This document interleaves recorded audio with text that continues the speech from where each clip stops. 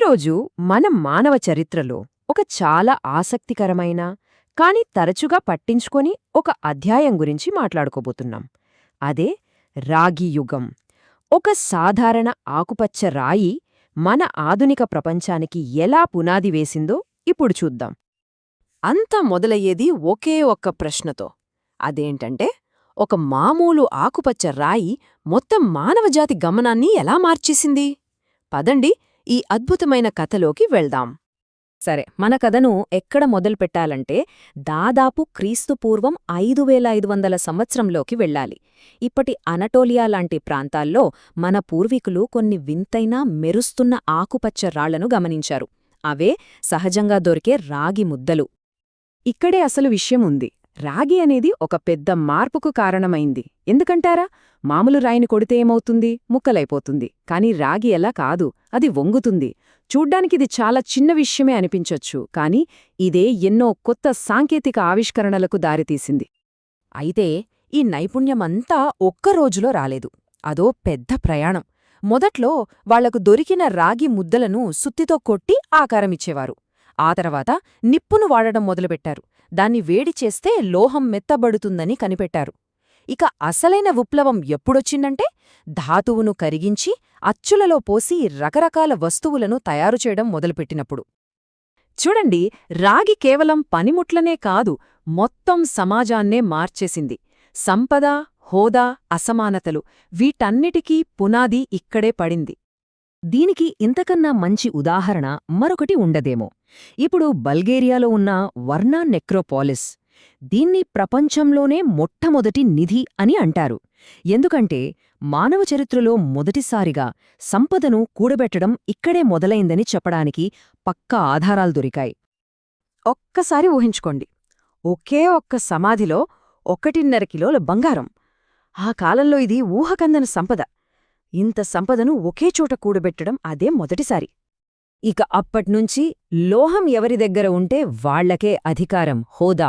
సమాధులలో బంగారం, రాగిగొడ్డళ్లు లాంటివి పెట్టడం, గనుల మీద పూర్తి కంట్రోల్ పెట్టుకోవడం, ఇవన్నీ చూస్తుంటే అప్పుడే ఉన్నత వర్గాలు ఎలా ఏర్పడ్డాయో స్పష్టంగా అర్థమవుతుంది. ఇంకో విషయమేంటంటే, బంగారం లాంటి లోహాలను కేవలం ఉపయోగం కోసమే కాదు, స్టేటస్ సింబల్గా, అందం కోసం కూడా వాడటం ఇక్కడే మొదలైంది. సరే, ఈ లోహాలకు డిమాండ్ పెరగడం వల్ల ఏమైంది? పెద్ద పెద్ద నగరాలు పుట్టుకొచ్చాయి. అయితే ఆ సమయంలో ప్రధానంగా 2 రకాల నగరాలుండేవి. ఆ 2 రకాల నగరాల మధ్య చాలా తేడా ఉంది. ఒకవైపు మెసొపొటేమియాలో చూస్తే దేవాలయాల చుట్టూ నగరాలేర్పడ్డాయి.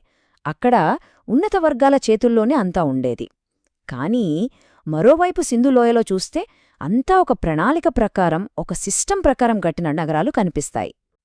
నమ్మడానికి కొంచెం ఆశ్చర్యంగా ఉన్నా ఇది నిజం.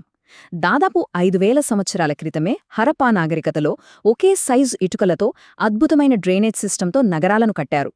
మొహెంజదారో లాంటి నగరాలు అప్పటివాళ్ల ఇంజనీరింగ్ నైపుణ్యానికి ఒక పెద్ద నిదర్శనం. సరే, రాగికి డిమాండ్ పెరిగే కొద్దీ మంచి విషయాలతో పాటు చెడు కూడా జరిగింది. ఒకవైపు పెద్ద పెద్ద వాణిజ్య మార్గాలు ఏర్పడ్డాయి, మరోవైపు కొత్త రకాల యుద్ధాలు మొదలయ్యాయి. బహుశా పురోగతికి ఎప్పుడూ ఒక వెల చెల్లించాల్సొస్తుందేమో. ఈ హింసాత్మక ప్రపంచంలోకి తొంగి చూడాలంటే మనకొక అద్భుతమైన ఆధారం దొరికింది. అదే ఓట్సీ ది ఐస్ మ్యాన్ కథ. మంచులో భద్రంగా దాగియున్న ఒక 5300 ఏళ్ల నాటి హత్య రహస్యం. ఓట్సీ దగ్గర దొరికిన వస్తువులను చూస్తే అప్పటి నైపుణ్యం మనకర్థమవుతుంది. అతని దగ్గర ఒక రాగి గొడ్డలి ఉంది. దానికో ప్రత్యేకత ఉంది. ఆ రాగి ధాతువు ఇప్పటి ఆస్ట్రియా నుండి వచ్చింది. అంటే అప్పటికే ఎంత దూరం వాణిజ్యం జరిగేదో మనం అర్థం చేసుకోవచ్చు. అంతేకాదు, అతని దగ్గర ఒక విల్లు, 14 బాణాలు, గాయాలకు మందుగా వాడే కొన్ని పుట్టగొడుగులు కూడా ఉన్నాయి. అయితే అతనిది సహజమరణం కాదు. ఎవరో వెనుకనుంచి, కింది వైపునుంచి బాణం వేశారు. అది అతని ఎడమ భుజంలో గుచ్చుకుంది. పాపం, కొన్ని నిమిషాల్లోనే అతను రక్తస్రావంతో చనిపోయాడు. రాగి యుగంలో యుద్ధాలు, గొడవలు ఎంత తీవ్రంగా ఉండేవో చెప్పడానికి ఇంతకన్నా బలమైన సాక్ష్యం ఏముంటుంది? అసలు ఓట్సీని ఎవరు చంపారు? ఎందుకు చంపారు? దారిదోపిడీ దొంగలా? లేక వేరే తెగవాళ్లతో గొడవలా? లేదా ఏదైనా పూజలో భాగంగా బలి ఇచ్చారా? కారణం ఏదైనా అప్పటి సమాజంలో వనరుల కోసం, భూముల కోసం ఎంత హింస జరిగేదో ఈ ఒక్క సంఘటన మనకు కళ్లకు కట్టినట్టు చూపిస్తుంది. సరే, రాగియుగం ఒక అద్భుతమైన మార్పుకు కారణమైంది. కాని కథ ఇక్కడితో అయిపోలేదు. ఇదే ఆ తర్వాత వచ్చిన మరో గొప్ప సాంకేతిక యుగానికి ఎలా దారితీసిందో ఇప్పుడు చూద్దాం. అదే కంచు యుగం. అసలు కంచు అంటే ఏంటి? చాలా సింపుల్. ఇది రాగి, తగరం కలిపిన ఒక మిశ్రలోహం. అంటే ఇది పూర్తిగా కొత్త ఆవిష్కరణ కాదు. అప్పటికే ఉన్న రాగి టెక్నాలజీకి ఒక పెద్ద అప్గ్రేడ్ లాంటిది. మరి కంచు అంత పెద్ద మార్పునెందుకు తీసుకొచ్చింది? ఎందుకంటే అది రాగి కంటే చాలా గట్టిది, ఎక్కువ కాలం మన్నుతుంది. దాన్ని సులభంగా కరిగించి అచ్చులలో పోయవచ్చు. ముఖ్యంగా దాని పదును ఎక్కువ కాలం ఉంటుంది. అయితే ఇక్కడొక చిన్న సమస్య ఉంది. కంచు తయారు చేయడానికి తగరం కావాలి. అది చాలా అరుదుగా దొరికేది.